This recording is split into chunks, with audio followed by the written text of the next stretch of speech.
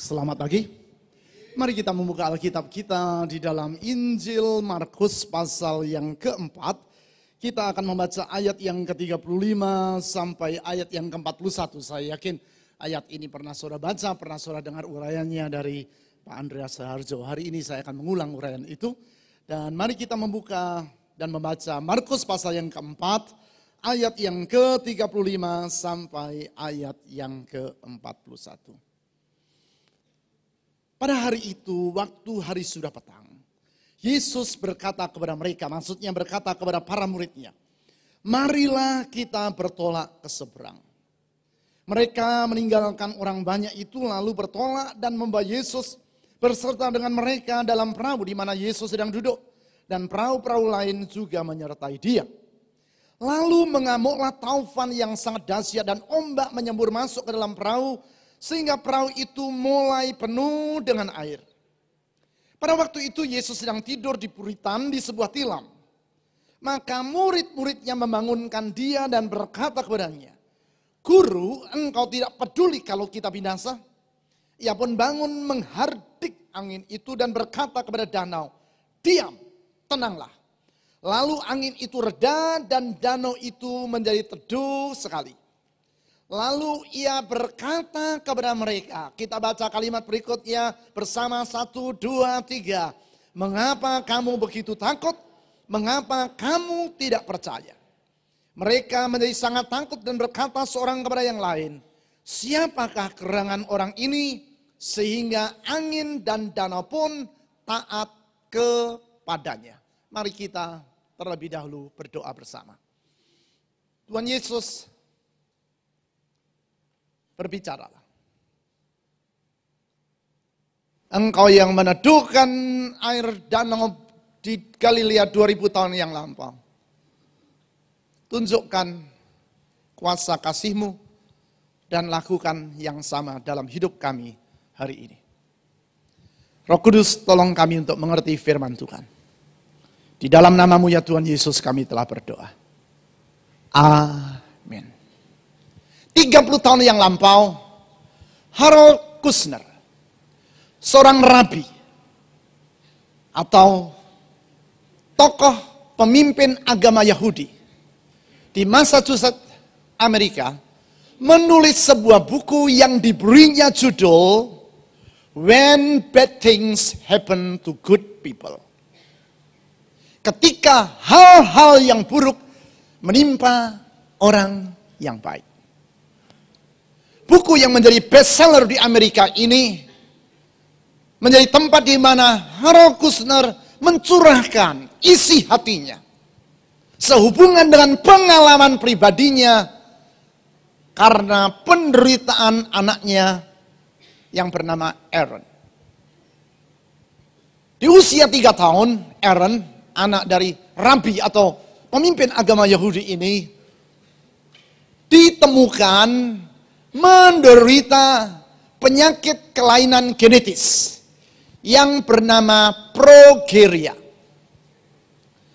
Seorang yang mengidap progeria akan mengalami penuaan secara sangat cepat di waktu yang masih sangat dini.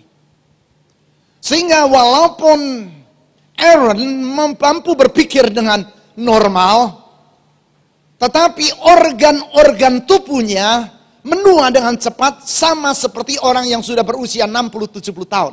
Dikala dia berusia 3 tahun. Sehingga anak ini tidak mampu menggerakkan tubuhnya. Tidak mampu berbicara. Di usia yang masih dini, wajahnya sama seperti orang yang sudah sangat lanjut usia. Mengalami penderitaan yang luar biasa. Harold Kushner mendampingi anaknya melewati masa-masa yang sangat menyakitkan itu. Dan Aaron meninggal di usia 14 tahun di dalam keadaan yang sangat menyayat hati. Melewati penderitaan yang sangat panjang yang dialami oleh anaknya sendiri ini. Harold Kushner, seorang yang sangat pandai, seorang rabi yang sangat terkenal, mengambil kesimpulan tentang siapakah Tuhan itu. Dia bertanya, di manakah Tuhan di tengah penderitaan yang sedang dialami oleh anakku? Dan Dia berpendapat, kalau Tuhan memang benar-benar ada, dan anakku yang masih berusia 3 tahun mengalami penderitaan yang demikian menyayatkan hati selama 11 tahun, maka hanya ada 2 kemungkinan tentang Tuhan. Yang pertama, Tuhan adalah pribadi yang baik,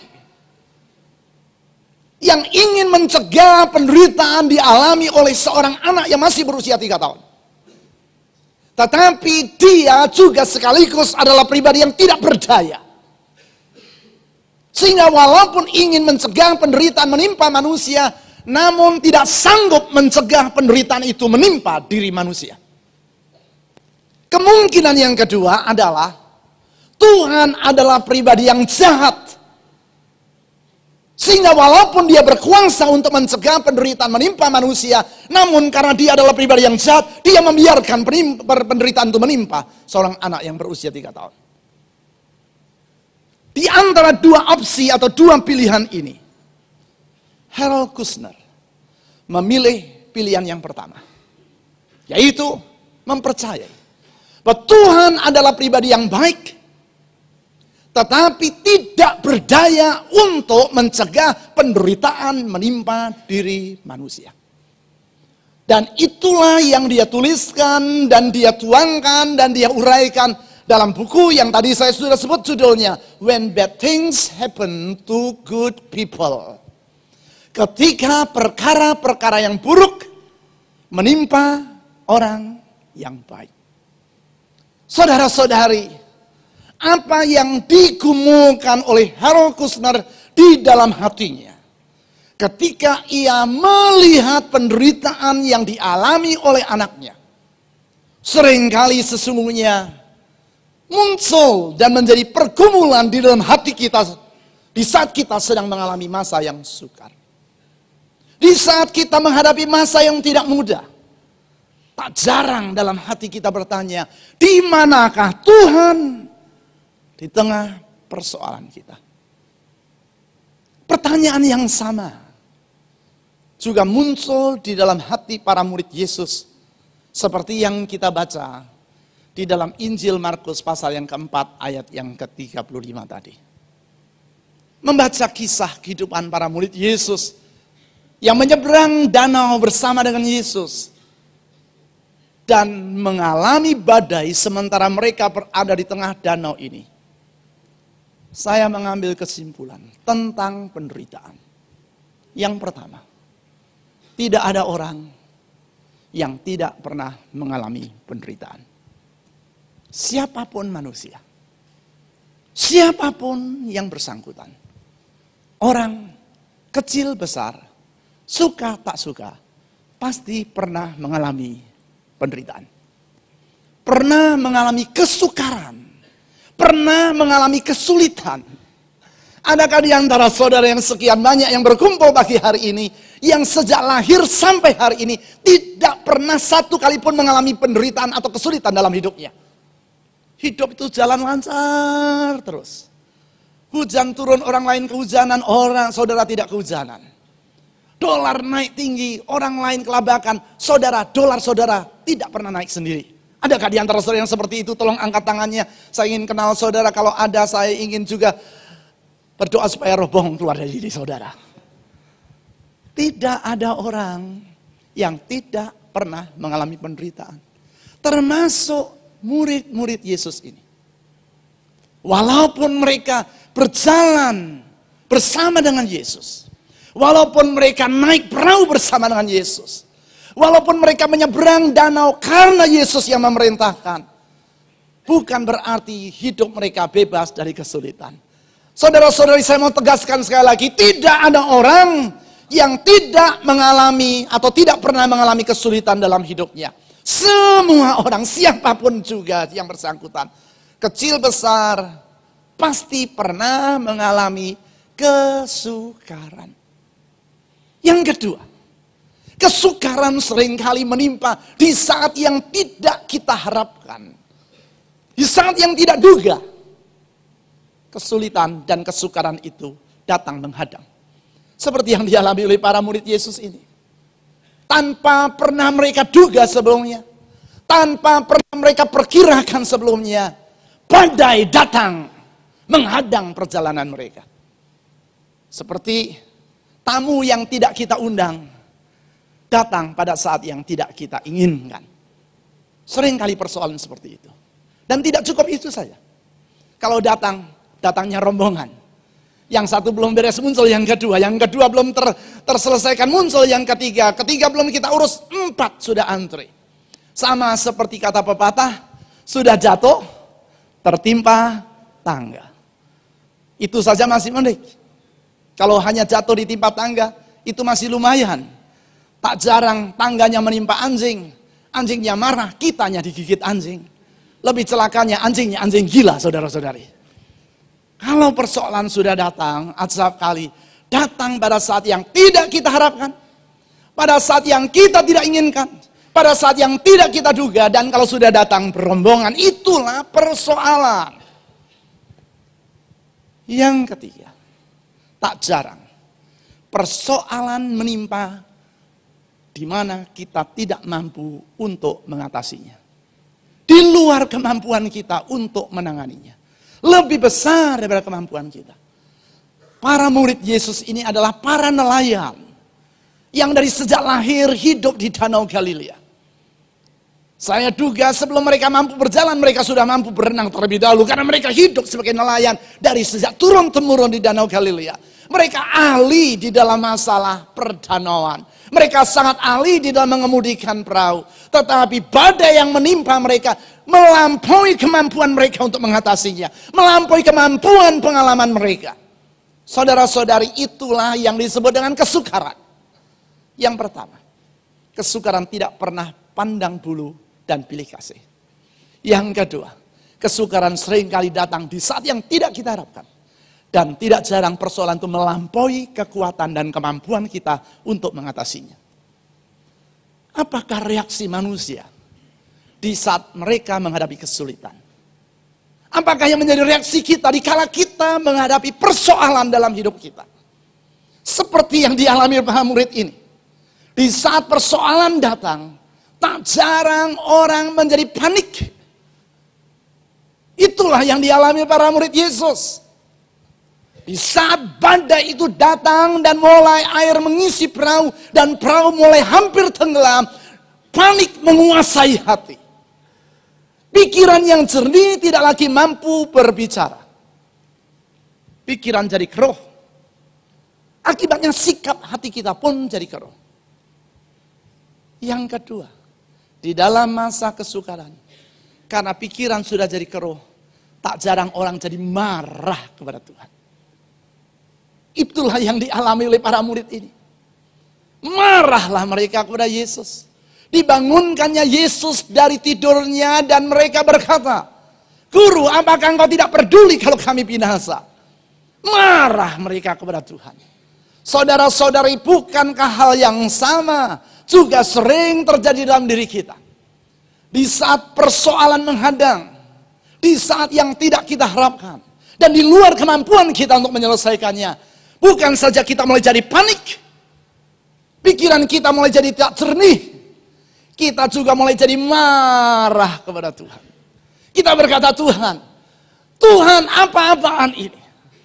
Kalau engkau tidak segera tolong diriku, maaf, saya tidak akan ingat engkau lagi.